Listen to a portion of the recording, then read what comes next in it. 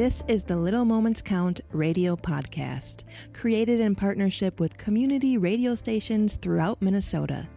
Each episode, you'll hear interviews with early childhood experts on how to support the important brain development that takes place in the first 1,000 days of life, just through little moments every day.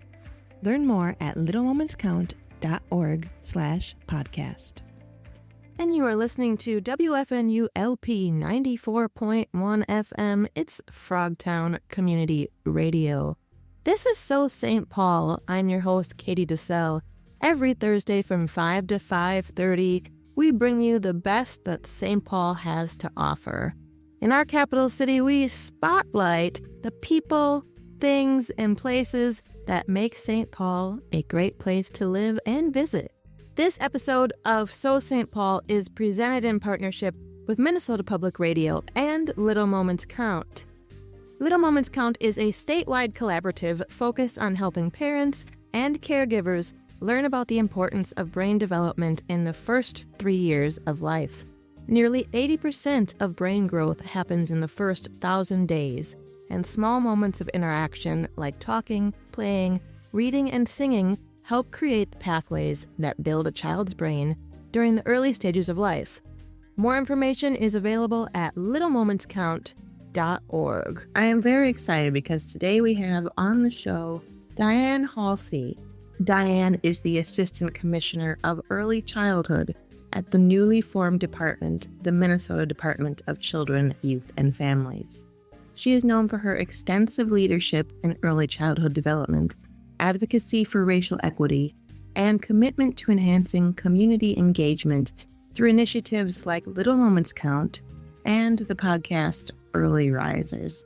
Dianne, thank you so much for being here today. So, can you explain the first 3 years of a child's life and why they're considered critical for brain development? What happens during this period that sets the foundation for future learning? So, the first few years of a child's life, and sometimes in early childhood, we talk about the first 1,000 days, is extremely critical because most of the brain development that happens in a human being happens in those first 3 years. So there's lots of activity that's going on in the brain, lots of development that's happening, and that happens in relationship. So the learning, the things that a child is learning is magnified as they are in relationship with their caregiver. And so that is why those first few years are so important, because so much of the brain development that's happening, that's laying the foundation for later learning and growth and development, is happening in those first few years. Right. And what are some specific ways that parents and caregivers can support this brain growth during these first 3 years?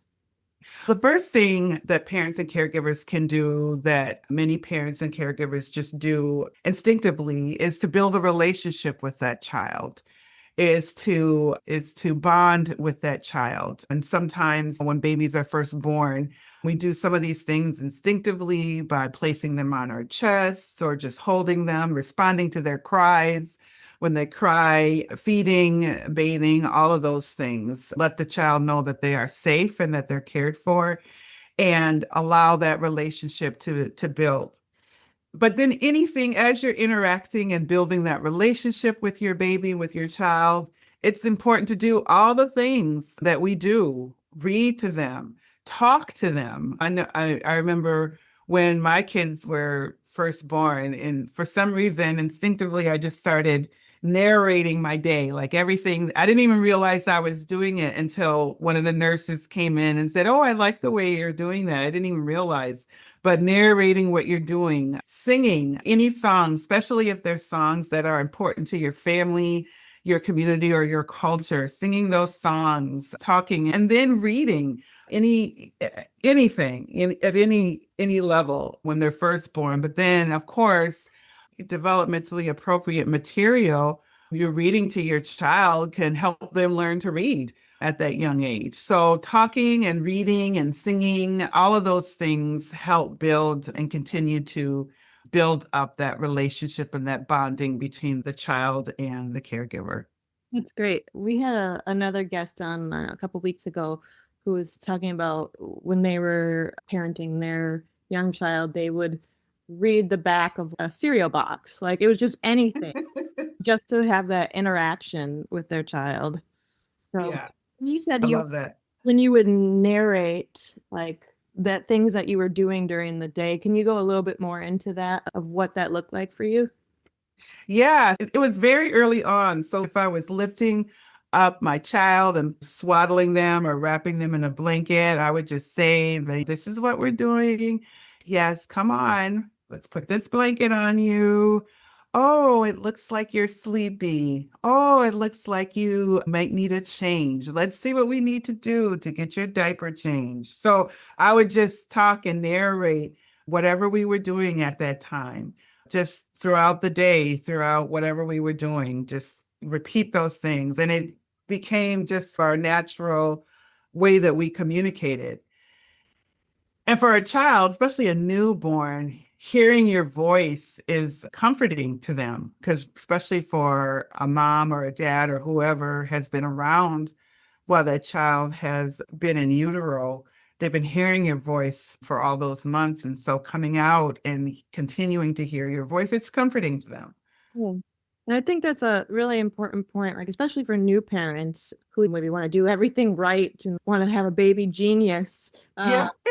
Have to like teach them a whole new language or read the encyclopedia, just like the everyday moments Yes. are relatable and impactful. What do you think about like how do these experiences influence a child's cognitive and their emotional development? The bonding, when you are bonding with a child and you are building their attachment, their ability to attach with other human beings while that bonding is happening. And anything that strengthens that bonding and attachment is going to help the social emotional development of that child.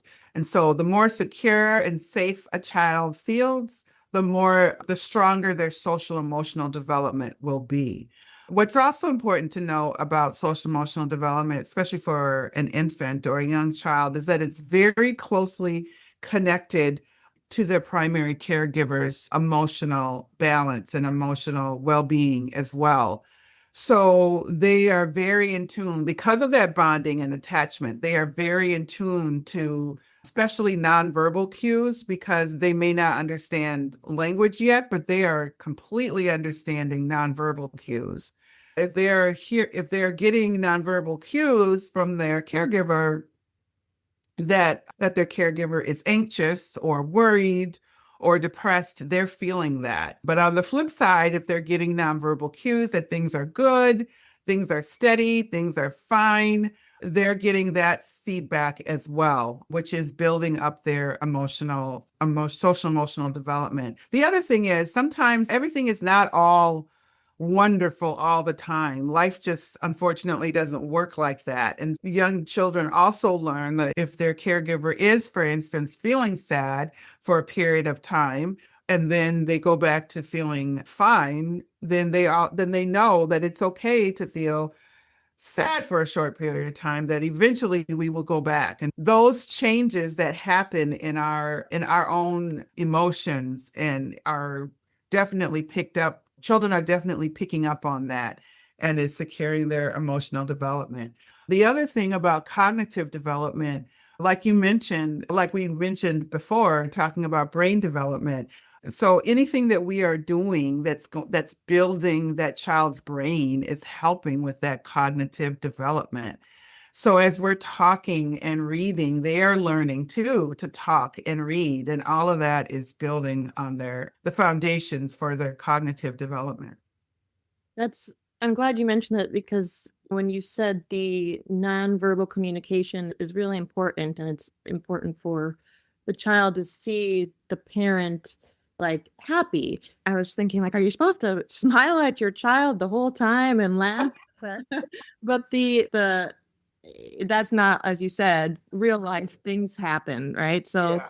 it's important to have both of those emotions shown to your child so they know, as you said, it's okay to feel sad, and then you can be happy when you're happy. Right. Exactly. So you, Diane, are the Commissioner for Early Childhood Administration at the Department of Children, Youth, and Families. Can you tell us a little bit about your role and what you do to help assist parents and caregivers care for their children? Sure. So I've been in this role now for slightly over a year. And the Department of Children, Youth, and Families is actually a new department in Minnesota. It was created out of the 2023 legislature and opened its doors July 1st of 2024. And it combines many programs all the programs that touch families and children. And they have come from the Department of Human Services, the Department of Education, the Department of Public Safety, and the Department of Health. In my administration, which is the early childhood, we have programs from the Department of Human Services, all of the Child Care Services Division. It includes the Early Learning Services Division from the Department of Education, formerly, and also a small program called Help Me Connect, which came from the Department of Health. And so all of those programs are within the Early Childhood Administration. And there are a lot of programs and supports that we have to help children and families. Primarily the biggest ones that people would probably be familiar with include our child care assistance program. And so that helps families access quality early learning programming. Also includes our early learning scholarship program, which does the same. Also includes our quality rating improvement system for early childhood education or educators, which is called Parent Aware. And so we also have oversee the work of early childhood family education, voluntary pre-K, as well as we have our Head Start coordination that happens. So there's many things that happen in our early childhood administration. And a lot of the work we've been doing this first year has had to do with alignment. How are we all aligned and wanting to create a early childhood framework, if you will, or ecosystem that is connected. And one of the reasons why DCYF was even formed is in an effort to break down silos. So we've been laying some of the foundation for us to do just that, to break down some of those silos, to be able to produce a system that is easier to access for families. Ultimately, that's our goal, it's for families and communities to be able to access our services in a way that's positive, in a way that's easy, and in a way that supports what their goals are for their families and the community as well. Great. That's a lot of programs under DCYF. Could you talk a little bit more about ECFE? I know that in our communication back and forth, you let me know it's the 50th anniversary of ECFE. And for those listeners who may not be familiar about what ECFE is, can you kind of just explain a little bit more about it and how people can get involved if they're interested? Absolutely. So ECFE, or Early Childhood Family Education, you are correct, is celebrating its 50th birthday this year in 2025. And ECFE actually is a Minnesota program. It's born in Minnesota. And I have to say, there are programs that probably are very similar around the country, but this model was born in Minnesota. One of the things that makes ECFE so special is that it focuses on the whole family. It's not just a program for kids. It's a program where caregivers, parents can come with their child, and they have together time, and then they have time that's focused on just each of them. So one of the things I like to tell people is that I also was actually participated in ECFE when my kids were young. And so it was one of the first programs we actually did together as a family when my children were very young. And it allowed me time to socialize with other parents who had newborns and young children. And it also gave me an opportunity to begin to see my children interacting and socializing with other children. So anyway, so we are celebrating. We had some events earlier this year at DCYF where we celebrated the 50th anniversary, but it's just good to note that, yeah, 50 years of ECFE in Minnesota. Wow, I didn't realize that was started in Minnesota. That's pretty impressive. And that it's still around 50 years later. Yeah.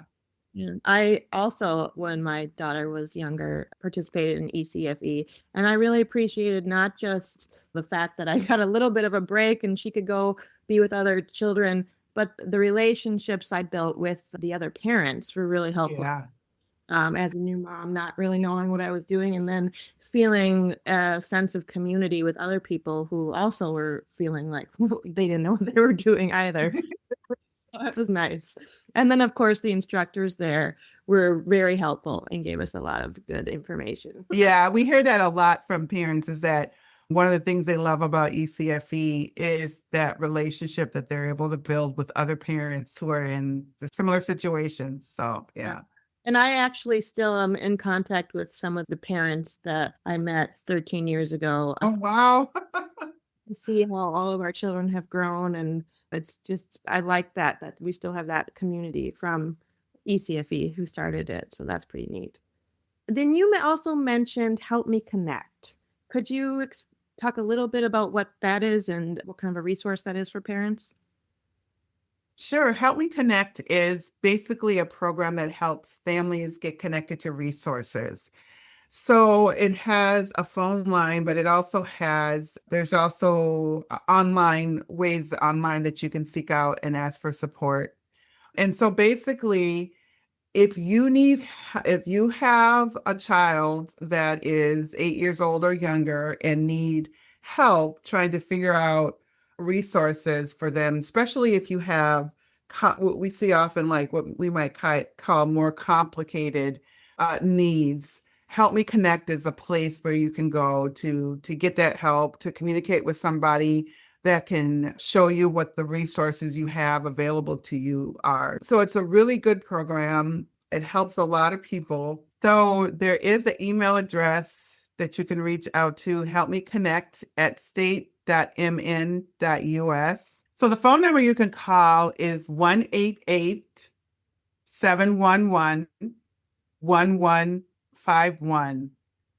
I'll say it one more time. It's 1-888-711-1151. And you can call that number to get help from Help Me Connect. Great, thank you.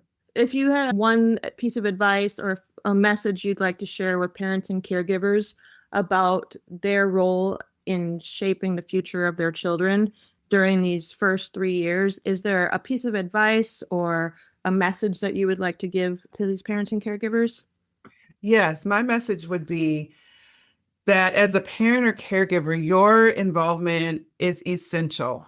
Your involvement is essential in that child's life.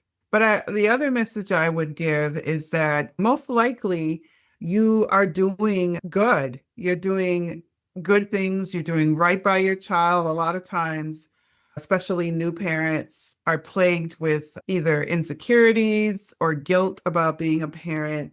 But there's probably a lot of things that you're doing inherently that are really doing well to build that child's development, to build their social emotional development, their cognitive development, all of that. And that's just, so the message would be to just keep doing the good things that you're already doing.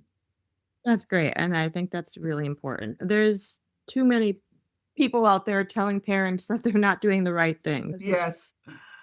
Thank you, Diane. I really appreciate you coming on, and we'll have to have you back on again. Come back on Frogtown Radio and give us updates of what DCYF and you are up to. I would be happy to. Thank you, Katie. Thanks for tuning in to So St. Paul right here on WFNU LP 94.1 FM. It's Frogtown Community Radio. Thank you so much to Dianne Haulcy for coming on today's show. You can hear a recording of this show at littlemomentscount.org/podcasts. If you'd like to learn more about Little Moments Count, you can visit their website at littlemomentscount.org. So St. Paul is a show all about the great things, people, places, events happening in our fabulous capital city. We are here every Thursday from 5 to 5:30 p.m. Thanks again for tuning in, and we'll see you next week. Thanks for listening to the Little Moments Count radio podcast in partnership with community radio stations throughout Minnesota. You can find the Little Moments Count radio podcast wherever you get your podcasts and at littlemomentscount.org/podcast.